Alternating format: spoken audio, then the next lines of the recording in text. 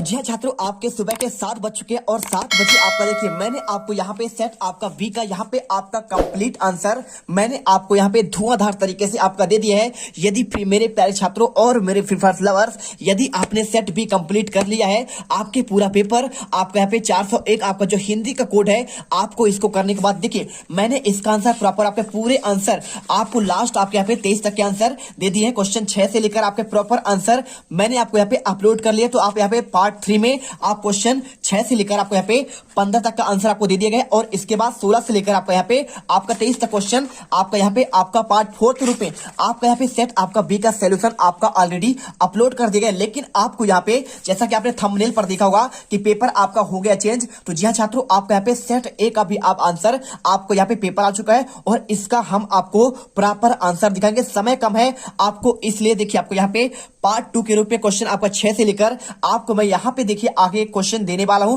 फटाफट आपका सेट ए करेंगे। यदि आपने सेट बी और आपने सेट ए कर लिया तो आपके एक भी क्वेश्चन बाहर नहीं जाएंगे, इसके हम गारंटी देते हैं। चलिए फटाफट यहाँ पे आपका यहाँ पे धूम मचाते हैं इस पेपर में। देखिए क्वेश्चन 6 से आपको यहाँ पे मैं आपको सोल्यूशन दूंगा, ठीक है। क्वेश्चन नंबर 6 आपको देखिए क्वेश्चन आप यहाँ पे सेट ए का फटाफट देखिएगा। एक भी क्वेश्चन आप यहाँ पे मस्त आप देखिए, आपको यहाँ पे एक भी क्वेश्चन इग्नोर नहीं करना है। यदि आपसे याद करते नहीं बनता है, कुछ मत करिए, आप वीडियो को लगातार देखिए, आप यहाँ पे पॉज मत करिए, आपको अच्छे तरीके से आप सुनते जाइए और देखते जाइए, आपके पूरे नंबर आपको मिल जाएंगे। आपको 11 अक्टूबर के आपको यहाँ पे हिंदी के पेपर में आप यहाँ पे धूम मचा दोगे, गर्दा मचा दोगे, ठीक है। देखिए क्वेश्चन आपको यहाँ पे लिखा है, क्वेश्चन रीतिकालीन आपके 2 कवियों के नाम और आपका यहाँ पे प्रत्येक के आपको एक एक आपको रचना लिखना है।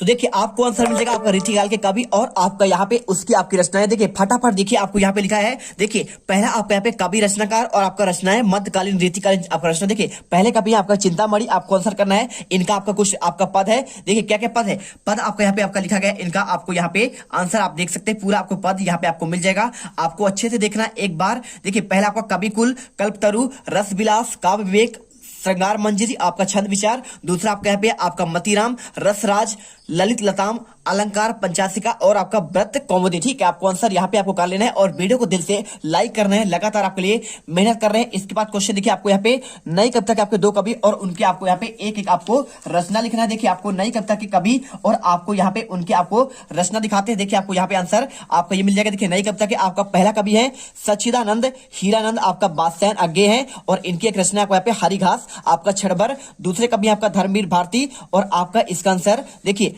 आपको यहाँ पे लिखना है आपका, देखिए आपका धर्म भारती का आपका रचना क्या हो जाएगा, आपको सिंपल से यहाँ पे देखिए आपका हो जाएगा आयु, ठीक है। और इसके बाद देखिए क्वेश्चन 7, स्मृति को पाथेय बनाने से कवि प्रसाद जी का क्या आशय है। आपको आंसर सिंपल से लिखना है। आपको देखिए कवि की प्रेसी उससे दूर हो गई और कवि के मन मस्तिष्क पर केवल उसके स्मृति है और इन्हीं स्मृतियों को आपका कवि ने अपने यहाँ पे जीने का आपका यहाँ पे एकमात्र आपका यहाँ पे क्या है, संबल अर्थात सहारा बनाना चाहता है। अतः स्मृति को पाथेय बनाने में कवि का आपका आशय आपका यहाँ पे स्मृति के सहारे है। आप आंसर करिए। और इसके बाद देखिए क्वेश्चन, कविता का शीर्षक उत्साह क्यों रखा गया। आंसर करना है, कवि क्रांति लाने के लिए लोगों को उत्साहित करना चाहते हैं और बादल का गरजना लोगों के मन में आपका उत्साह भर देता है, इसलिए कवि का कविता का शीर्षक आपको यहाँ पे उत्साह रखा गया है। और इसके बाद क्वेश्चन, पद्य साहित्य का आप क्या समझते हैं, आपको इसको लिखना है। देखिए पद्य साहित्य से आप क्या समझते हैं, आपको आंसर यहाँ पे लिख दीजिए। देखिए आपको आंसर, काव्य कविता या पद्य साहित्य की वह विधा है जिसमें किसी कहानी या फिर मनोभाव को कलात्मक रूप से किसी भाषा के द्वारा अभिव्यक्त किया जाता है। भारत में कविता का इतिहास,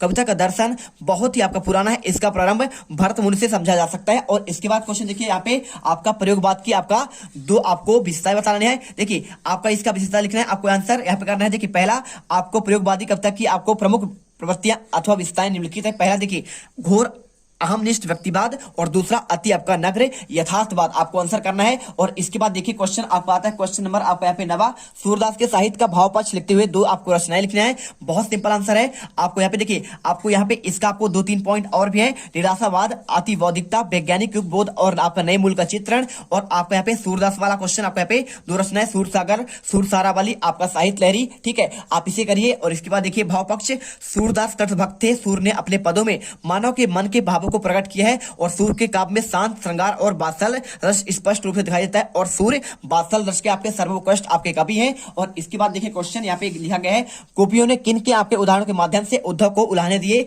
आपको देखिए आपको यहाँ पे आंसर आपका यहाँ पे आपका सेट ए में ऑलरेडी आ चुका है। कमल के पत्ते जो नदी के आपके जल में रहते हुए भी जल के प्रभाव से मुक्त रहता है। जल के मध्य रखी आपका तेल की मटकी जिस पर पानी का आपका एक बूंद भी नहीं टिक पाता। और आपका कड़वी ककड़ी जो खा ली जाए और गले से नीचे नहीं उतरती। और प्रेम रूपी नदी में पांव डुबाकर उद्धव प्रभाव आपका रहित है। और इसके बाद देखिए क्वेश्चन आपका आता है 10वां। यहाँ पे लिखा गया क्वेश्चन, दोहा छंद का आपको यहाँ पे उदाहरण से आपको वर्णन करना है। देखिए आपको दोहा छंद का आंसर चलिए आपको दिखाते हैं। दोहा छंद क्या है, तो यहाँ पर देखिए आपको दोहा छंद का मिल जाएगा। दोहा छंद 2 पंक्ति होता है, इसमें आपके 4 चरण माने जाते हैं। देखिए आपका प्रथम और द्वितीय में 13 मात्राएं होती है और द्वितीय और चतुर्थ में 11 मात्राएं होती है। इसका अधिक यह एक आपका सममात्रिक छंद है। और मेरी भव बाधा रो राधा नांगरी सोए जब तक की झाई परे श्याम हरित आपका द्वितीय हो, आपका आंसर है। और इसके अलावा रहीमन पानी राखिए बिन पानी सब सोन और पानी गए न उभरे मोती मानस चून। वीडियो को दिल से लाइक करिए, आपके लिए यहाँ पे हम बिल्कुल आग लगाने के लिए आ चुके हैं और आपको यहाँ पे टॉपर बनाना है। आपको यहाँ पे इस साल वार्षिक में आपको यहाँ पे धूम मचाना है, ठीक है। इसके बाद देखिए यहाँ पे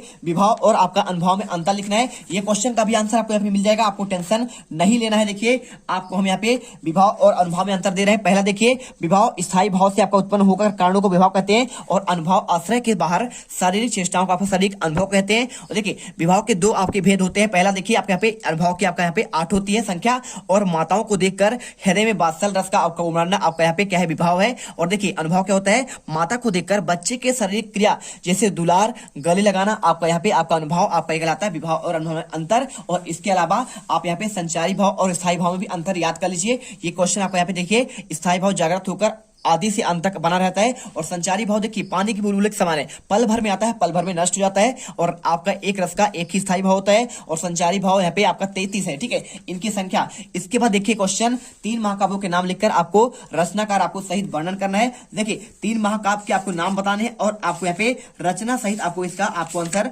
बताना है। इसका आंसर भी आपको मिल जाएगा, बिल्कुल आपको यहाँ पे कुछ करने की आपको जरूरत नहीं है। देखिए क्वेश्चन आपको आंसर यहाँ पे आपका ये मिल जाएगा। देखिए क्वेश्चन आपका यहाँ पे अनुभव अभाय हो गया। यहाँ पे 3 आपका महाकाव्य देखिए, पहला आपको मलिक मोहम्मद जैसी, इनका एक रचना है पद्मावत, एक है तुलसीदास, इनका रचना है रामचरितमानस और एक आचार्य केशवनाथ, आपका इनका रचना है रामचंद्रिका। और इसके बाद देखिए यहाँ पे क्वेश्चन दिया आपका चौपाई छंद का आपको उदाहरण सहित आपको वर्णन करना है। प्यारे छात्रों आंसर बहुत मेहनत करके रात रात जाकर आपके लिए बनाते हैं। देखिए चौपाई छंद की बात की जाए तो आपके इसमें 16 मात्राएं होते हैं। आप सबसे बढ़िया वाला आप कर लीजिए ना, यहाँ पे देखिए मंगल भवन मंगल हारी द्रव सुदशरथ अजर बिहारी राम सिया राम जय जय राम। ये आपका जो उदाहरण है आपका यहाँ पे देखिए, आपका यहाँ पे कीर्तन भजन हर जगह आपका यहाँ पे गाया जाता है। तो आपका यहाँ पे रामचरितमानस का ही आपका यहाँ पे आपका एक चौपाई छंद है, आपका सूरदास का आपका यहाँ पे बिहारी का लिखा हुआ। आप चाहो तो इसे भी कर सकते हो, कोई दिक्कत नहीं, लेकिन आपका वो वाला मंगल भवन अमंगल हारी द्रव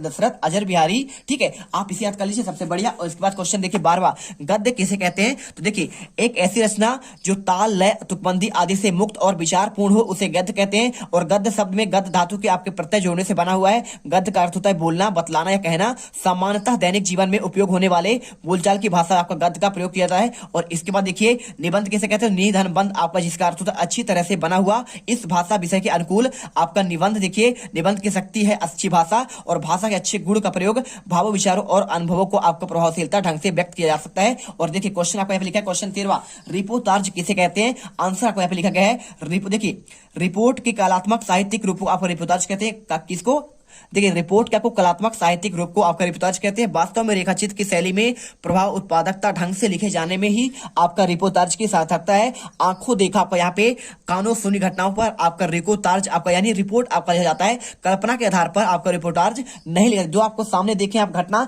आप वही लिखेंगे, उसे कहते हैं आपका यहाँ पे क्या कहते हैं, आपको कहलाता है यहाँ पे आपका कहलाता है आपका रिपोर्टाज। और इसके बाद देखिए राम वृक्ष बेनीपुरी की भाषा शैली आपको 2 रचनाएं लिखना है। चलिए आपको इसका आंसर दिखाते हैं। तो आपको यहाँ पे देखिए पहले आपका कृतियां देखिए माटी की मूरत और इसके अलावा आपके यहाँ पे हो जाएगा लाल तारा आदि। और इसके बाद भाषा क्या है, इनकी भाषा व्यवहारिक है, इसमें सरलता सुबोधता और सजीवता पाई जाती है। मुहावरों और कहावतों से आपका भाषा सुंदरता आ जाती है, ठीक है। और इसके बाद देखिए शैली क्या है, इनकी शैली आपका निम्न प्रकार के, पहला क्या लिखा है वर्णनात्मक शैली। इन्होंने किसी वस्तु अथवा घटना का वर्णन करते हुए इन शैली का प्रयोग किया है और इस शैली की भाषा सरल और सुबोध है। और दूसरा देखिए भावात्मक शैली, यह शैली इनकी प्रधान शैली है और इनमें भावों की प्रबलता आपका मार्मिकता होता है। और इसके बाद देखिए प्रतिता बेनीपुरी अपनी बातों को सीधे न कहकर प्रतीकों के माध्यम से कहते हैं और इनके निबंधों में आपका शैली अधिक आपका प्रयोग हुआ है। और इसके बाद आलोचनात्मक शैली, देखिए बेनीपुरी ने समीक्षा के समय आलोचनात्मक शैली का प्रयोग किया है, आपको आंसर करना है। और इसके बाद देखिए क्वेश्चन आपको यहाँ पे 14 नंबर, आपका शहनाई की आपको यहाँ पे सुशील बादों से आपको शाह की उपाधि क्यों दी गई है, आपको ये क्वेश्चन।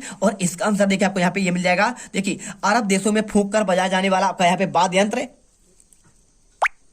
ठीक है, वाद्य यंत्र यहाँ पे जिसमें नाड़ी होती है उसे सुशील वाद्य कहते हैं। शहनाई को भी आपका फूंक कर बजाया जाता है, वह मंगल परिवेश की प्रदर्शित करने वाला वाद्य है और इसी कारण सुशील वाद्य से आपके शाह की उपाधि दी जाती है। ठीक है, चलिए अब इसके बाद देखिए क्वेश्चन यहाँ पे आता है, काशी में हो रहे कौन से परिवर्तन बिस्मिल्लाह खां को व्यथित करते हैं, आपको आंसर लिखना है। देखिए काशी में बहुत से आपका परंपराएं लुप्त हो गई है, ठीक है, आप यहाँ पे अच्छे देखो, आपको यहाँ पे परंपराएं लुप्त हो गई, संगीत साहित्य और अदब की परंपराओं में धीरे धीरे कमी आ रही है और आपकाशी धर्म की प्रतिष्ठा को आपको लुप्त हो जा रही है। और आपको यहाँ पे वहाँ हिंदू और मुसलमान पहले जैसा कोई भाईचारा नहीं है। पहले काशी में खान पान की चीजें के लिए विख्यात हुआ करता था, परंतु आज उनमें परिवर्तन आ रहा है और आपको यहाँ पे काशी की इन सभी लुप्त होती परंपराओं का कारण आपका यहाँ पे बिस्मिल्लाह खां आपका दुखी है। और क्वेश्चन देखिए यहाँ पे आपका लिखा है 15वां, कैप्टन बार बार मूर्ति पर चश्मा क्यों लगा देते हैं, आपको आंसर यहाँ पे लिखना है। देखिए आपको सिंपल आंसर है, आपको यहाँ पे लिखना पड़ेगा आंसर। आपको कैप्टन का, देखिए कैप्टन का नेताजी की मूर्ति पर बार बार चश्मा लगाना उसके दिल में आपको नेताजी के अन्य आपको स्वतंत्रता सेनानियों के प्रति आपका सम्मान की भावना को प्रकट करता है और उसका अपने देश के प्रति आपको प्रेम को दर्शाता है। आंसर करिए, वीडियो दिल से लाइक करिए। और इसके बाद क्वेश्चन, मूर्ति पर लगा सरकंडे का चश्मा क्या उम्मीद जगाता है, तो देखिए आपको आंसर लिखना है, बच्चों द्वारा नेताजी की मूर्ति पर सरकंडे का चश्मा लगाया जाना यह उम्मीद जगाता है कि हमारी भावी पीढ़ी में देशभक्ति की भावना, देश के शहीदों का आदर, नई पीढ़ी अपनी जिम्मेदारी का एहसास प्रबल है और इन देश के नवनिर्माण केवल आपको यहाँ पे नव युवा आपका बल्कि बच्चा भी अपना योगदान देने में तत्पर है। तो देखिए आपका यहाँ पे जो है क्वेश्चन आपका यहाँ पे आपका 15वां यहाँ पे कंप्लीट होता है। अब आपके क्वेश्चन, तो देखिए आपका यहाँ पे क्वेश्चन आपका यहाँ पे 15 तक आपका कंप्लीट आंसर आपको यहाँ पे दे दिया गया है और आपका देखिए मैंने आपको यहाँ पे 6 से दे दिया, ठीक है, पूरे आंसर आपको यहाँ पे मिल चुके हैं। एक बार अच्छे से रिवीजन करिएगा, एक एक क्वेश्चन आप यहाँ पे 15 तक मत छोड़िए। और इसके बाद आपका अगला पार्ट आप यहाँ पे 16 से लेकर आपका 23 तक आएगा, अभी आएगा कुछ देर बाद, तो आप यहाँ पे पूरा देखिएगा। मिलते हैं नेक्स्ट वीडियो पर। जय हिंद, जय भारत। वीडियो अच्छी दिल से पसंद आया बिल्कुल वीडियो लाइक करिए, चैनल को सब्सक्राइब करिए। जय हिंद, जय भारत। अब अगर तुम लोगों को ये वीडियो पसंद आई तो यार लाइक मारो। एम करते हैं 2,60,000 लाइक्स के लिए। कंप्लीट तो वैसे ही नहीं होने, लेकिन बोलने में क्या जा रहा है ना। और अगर तुम लोग नए हो तो सब्सक्राइब करो, वो जो लाल वाला बटन है।